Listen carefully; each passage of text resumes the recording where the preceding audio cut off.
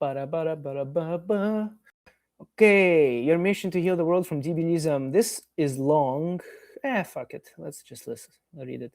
Dear Uncle Vanya, if your mission is to heal the world from debilism, then our country is currently experiencing a real epidemic. COVID-19 is nothing compared to this. Sure, don't disagree with you yet.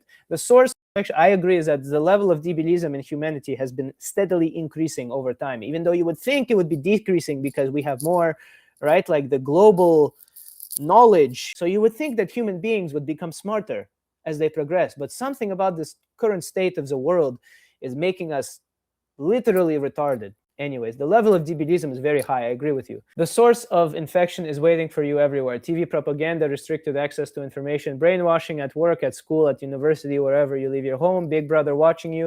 1984, classic book. I like it. Reference. Unfortunately, many people submit to this constant pressure and their illness progresses. Please advise how to protect ourselves in such conditions, how to keep sane and not become a debil. It's very hard. It's very hard. Sometimes I get like a little debilism cough, you know, debil version of the little cough, you know, up debil, блядь, like that. I don't think many of the fellow citizens watch your channel, but I will definitely get your advice to them. I hope that all this shit will end someday, and I will be able to attend your show right here in Moscow. Yes, that will be hard. I would love to go to Russia to see my family, myself, but traveling there as a Canadian citizen is difficult at the moment because of, again, global political debilism. I could have written this in Russian, but I'm afraid KGB would intercept the letter. Merry Christmas, Happy New Year, sincerely, Kay. Thank you, Kay. That is a loaded question. I will keep it on the screen while I answer it so people that are just joining can read.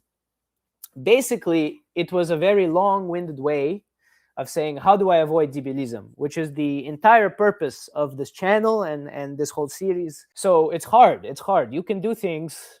We'll do top 3 ways to avoid debilism by Uncle Vanya. Number 1, control your emotions. Things will happen to you in life that you have no control over, like debils doing things around you. But your job is to control your actions and emotions so that you make sure that you stay on the straight path. Number 2, and this kind of ties into controlling your emotions, right? Number 1, control your emotions. How do you control your emotions? Is by controlling your judgment. Controlling your judgment on situations you find in life. What do I mean by this? When something happens, right? If I get a flat tire on my way to work, I could react like this is the worst thing that's ever happened to me in my life. And for some people, it actually is. Imagine somebody that was born in a rich family in a good country with no war, and they're spoon-fed expensive meals every single day. Nothing ever bad happens. And then they have to get a job. They go to work and they get a flat tire. For them, this is like invading Stalingrad. It's the same level, because for that person, they have not experienced the true pain of life.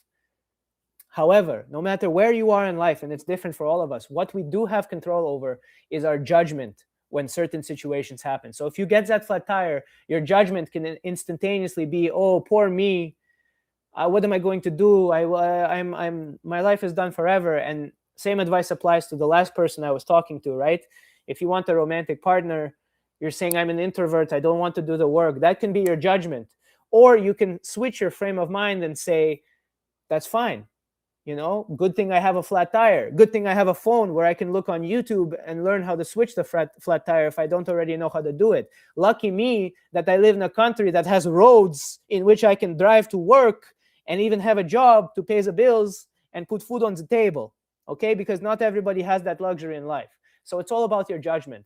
So top 2 tips right now is control your emotions by controlling your judgment on situations in life.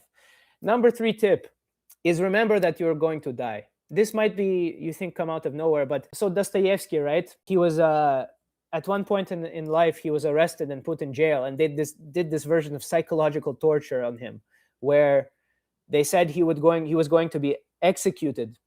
And the moment before his execution, this was all scripted and planned, somebody came with a letter and they reversed it. So basically it was psychological torture to make a man think he was about to die, and then after that, he made his best work. What he said that he realized in the moments before his death was how present he is. Every single second to him felt like an eternity. And he said that he would just imagine if he had the rest of his life, whether it's 5, 10, 50 years, that it would be so much time to do what he wanted to do. My point is, it's hard for you to psychologically imagine that you are going to die, but know this every single day. Remind yourself that you are going to die and you don't have time. You simply don't have time because life is too precious to focus on the debilism that's going out there. Okay? Educate yourself on the debilism. Make sure that you are not susceptible to it. Control your emotions, but do not focus on the debilism. Like I said previously, somebody else earlier in the live stream asked me, Ivan, how do you react to the haters online that are saying bad things when you post stuff? I remember that I'm going to die and I don't have time to sit here and argue with them about their politics or their huyolitics or their debilism.